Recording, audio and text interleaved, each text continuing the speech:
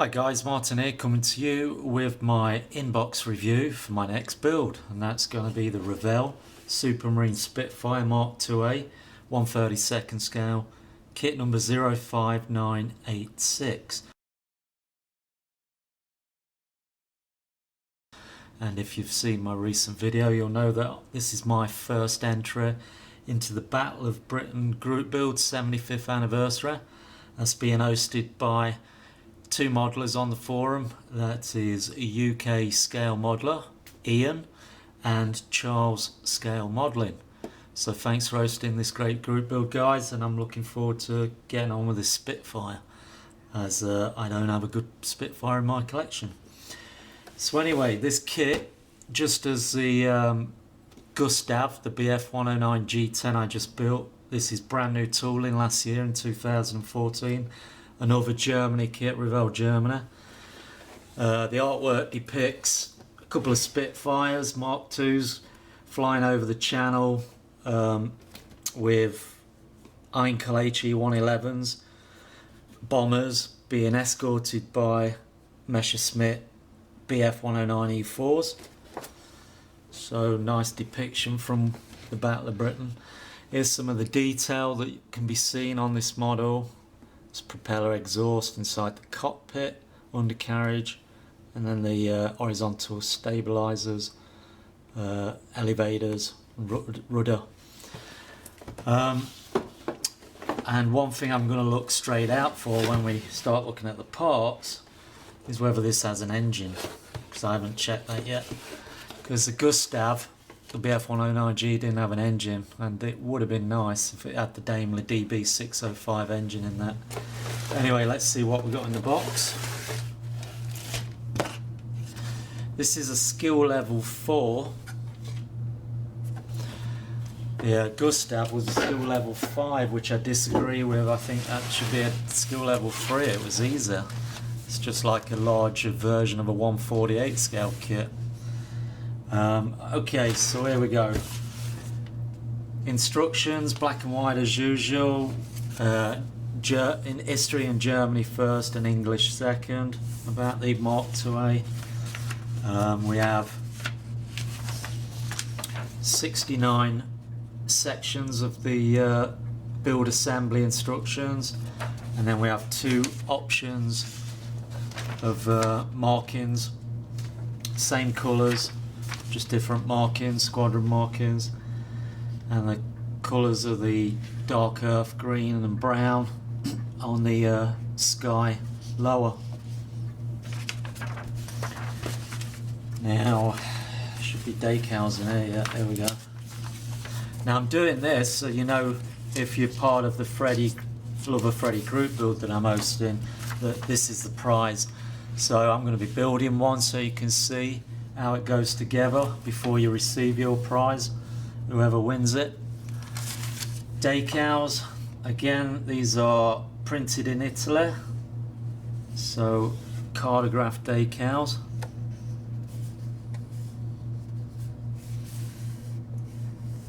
They look very nice. The only carrier film we have is in between the letters on the fuselage stencils, and then everything else is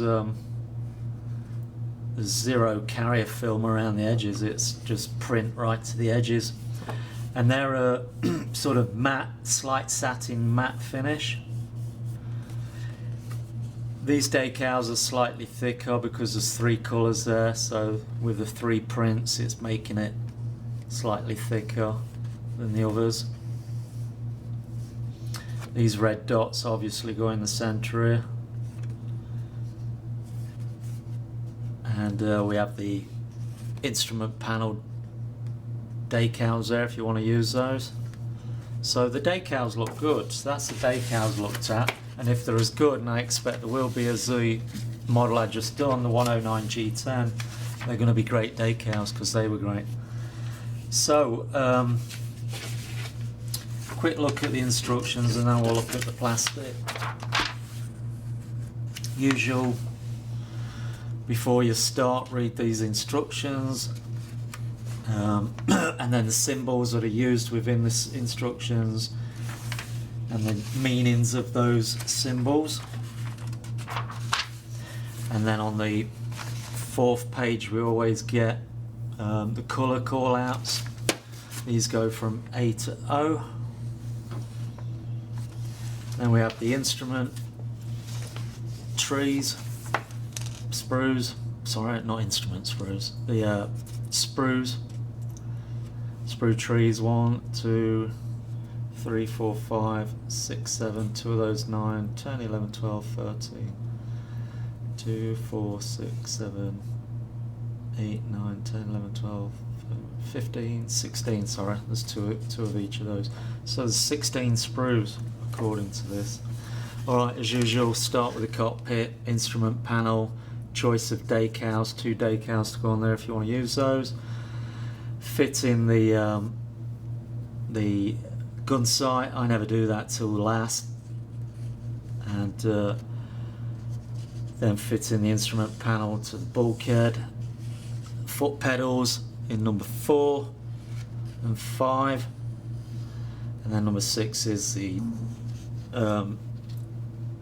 steering column.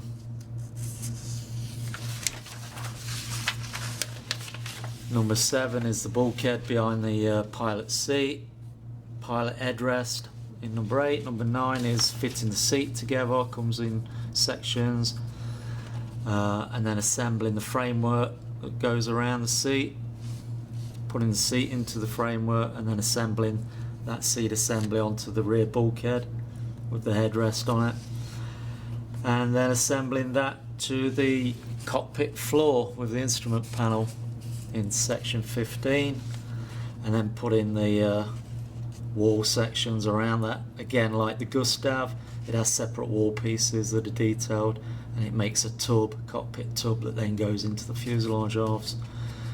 And then there we've got the throttle levers, battery, etc., radio that goes in there onto the side panels.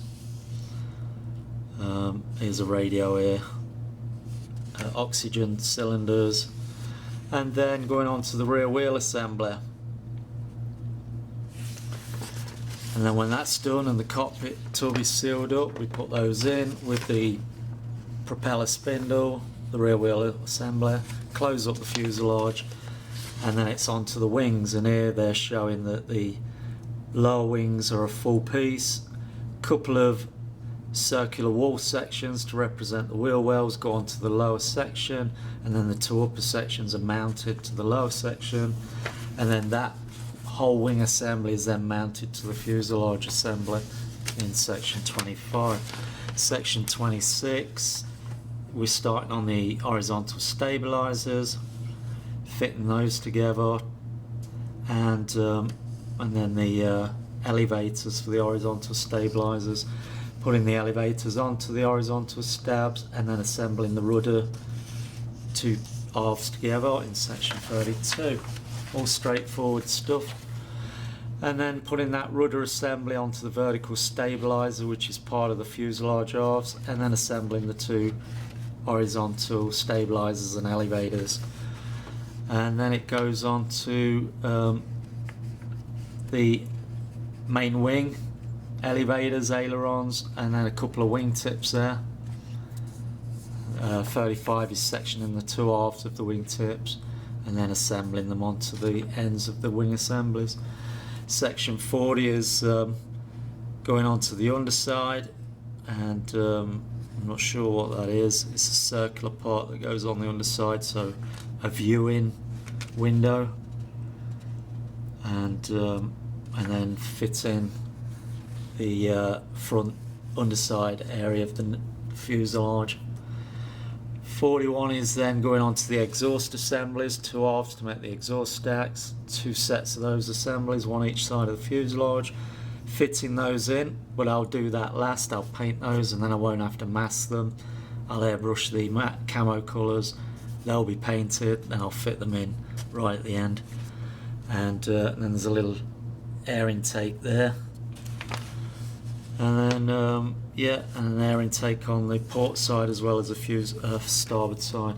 Then it goes on to putting the flaps on the underside of the main wings, flaps down or flaps up, 2 options there, whatever you want to do. and then it's going on to air intake, oil cooler intake, and then radiator intake, and then building up the radiator cover and dropping the radiator cover over the radiator air intake. And then it's the wheel assemblies, section 55, and the axle assemblies and the doors, the wheel undercarriage doors, building those assemblies up and fitting those on.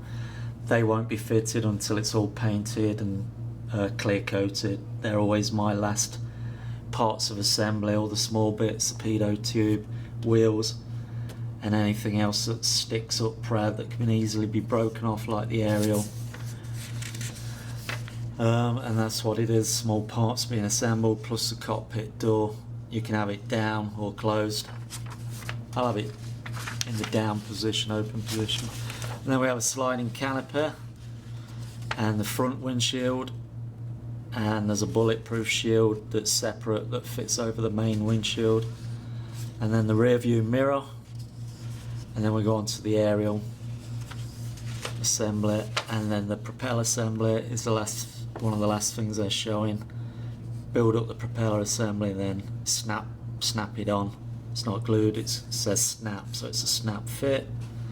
And then just add in some thread for the antenna cables, and that's it. All easy peasy, all straightforward. And your last two sheets are your colour scheme, as we saw earlier, with two choices of decals, one for number 19 Squadron, Royal Air Force of Falmere, England, June 1941, and the second one is number 65 Squadron, Royal Air Force, Curtin in Lindsay, England, July 1941. So that's the decals and the instructions looked at. Take a little intermission and then we'll come back and we'll look at the plastic and see the quality of that. Stick around guys, be back soon.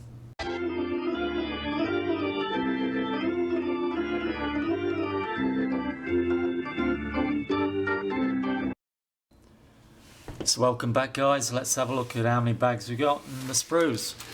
So we have 1, 2, 3 bags of grey sprues, light grey, and then we have 1 bag of clear sprues, and the bags are sealed with sellotape, which is good. We don't have staples that could scratch the parts. So let's start with the biggest parts, and that's this bag here. So open this up. Oh, there's 3 pieces of sellotape sealing that bag. And in here we have 1, 2, 3, 4, 5 sprues. And as you can see, it's the lower wing sections and then the 2 upper wing sections to make the wing assembly, and then the 2 fuselage halves. Let's look at the fuselage halves. Starboard side. Now, first thing I notice is lots of beautiful recessed panel lines and lots of rivet detail, and all that rivet detail is nicely recessed with the panel lines, so that's going to really pop when you put a wash on there. That's really nice. That's the first model this is going to be the first model I've built that has that amount of rivet details included, so that's a nice touch. And as we can see, it's a solid fuselage, no compartments, so no engine in this kit. Would be nice if it had come with an engine, but I guess that's why we're only paying $23.95 for this kit, 32nd scale kit. But I'd pay another $5 if it came with a Merlin engine and removable covers. So anyway, as we know, we have covers that go inside here for the cockpit tub, so these couple of ejector pins below this line here are going to be covered, so I'm not worried about those. Parts look really nice, crisp, not seeing flash, not seeing any warp, so very nice looking moulding indeed. If you stick around to the end of the video, I'll do some still images So you can see these close up. Onto the port side, and again we've got lots of nice rivet detail and recessed panel lines, and I'm not seeing flash in any of the holes, any of the shut off areas. It's all crisp and clean.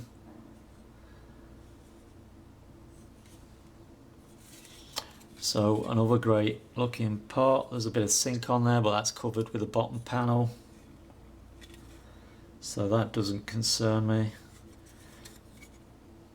Yeah, that looks really good.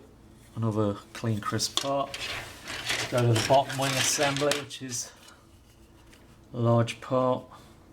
Again, this is really crisp. So Revell Germany, the last two Germany kits I've done, the Arado and the Gustav I just finished. I've been really impressed with the moulding. It's really good injection moulding. And as you know, this is a brand new tool last year. There's a bit of flash around this area there. Just a little bit that I'll have to clean up. But nothing in the wheel well holes, cutouts, and nothing in the machine gun spent cartridge outlets. But yeah, again, lots of rivet details on this and lots of nice recessed panel lines. So I'm going to enjoy painting this one. I can see it already. I'm going to love getting stuck into the painting and weathering on this one. And here's the port side upper wing off. Again, just a crisp, gorgeous looking moulding. So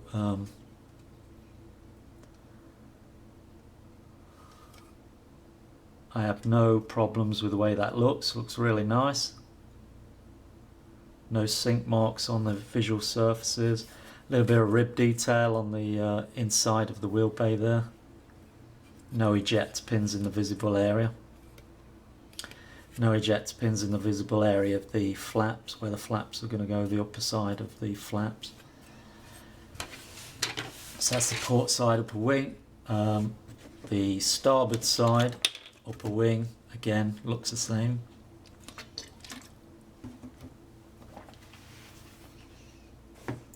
It's just the identical opposite. Excuse me. So I'm happy with the way that looks. Let's open the next big bag. So there were 2, 3, 4, 5 sprues in that bag. In the second big bag we have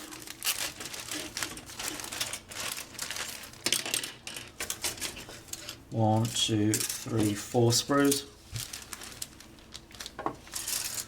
Take the largest one, which is the wingtip halves. Again, lots of lovely rivet detail and recessed panel lines. Then we've got horizontal stabilizers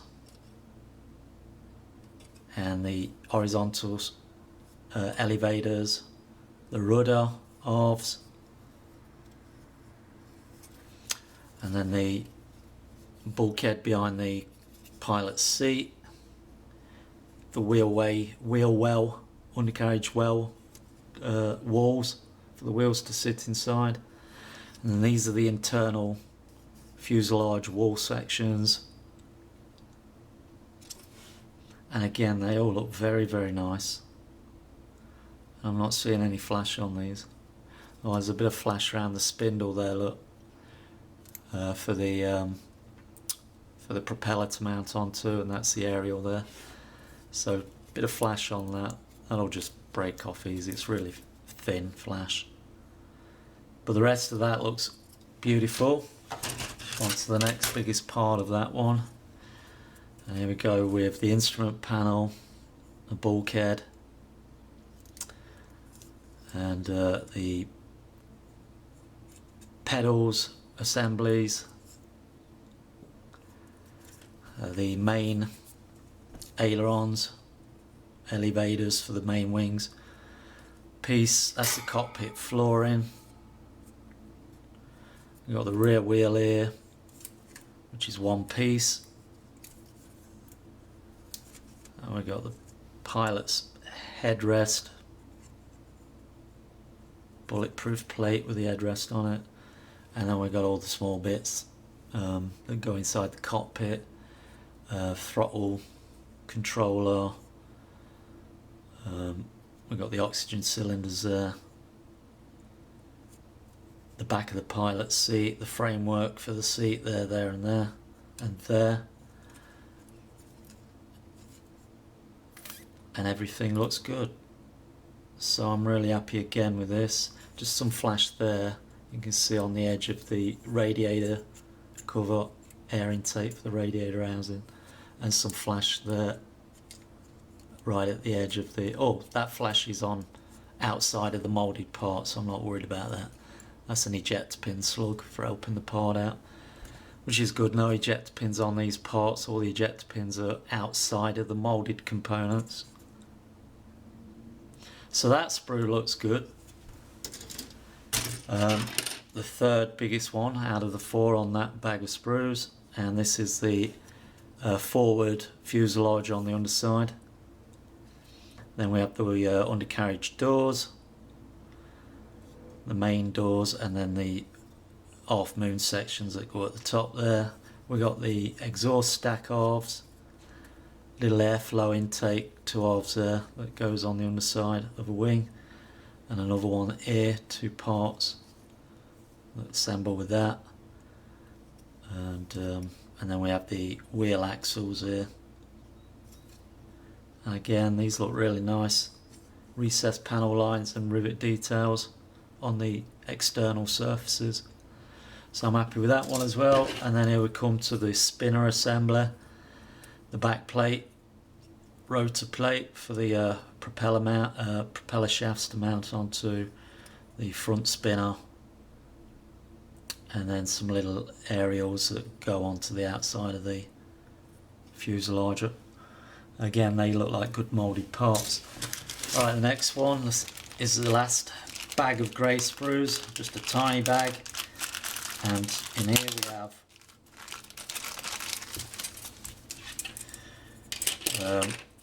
four small sprues. We have 2 halves of one wheel, there's some tread on that. We have 2 propellers. Propellers look great, no flash around those, no flash around the wheels. And this is the other wheel halves, and 2 more propellers. Again, they look really nice. And here we have some radiator parts and foot pedal and radiator parts as well, and they look really crisp. No complaints with those, so those 4 are good as well. And then the last sprues are the clear sprues. So let's open this bag and see what we have in clear sprues.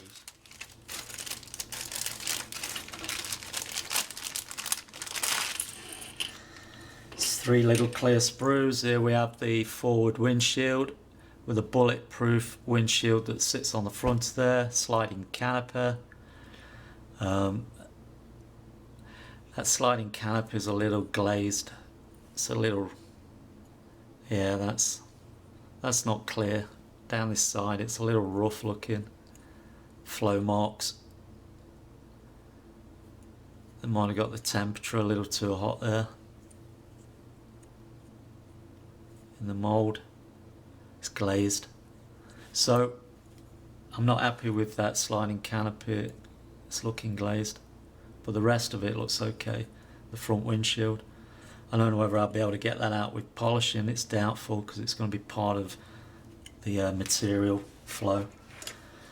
And then we have wingtip lights and the what's it called? The gun sight.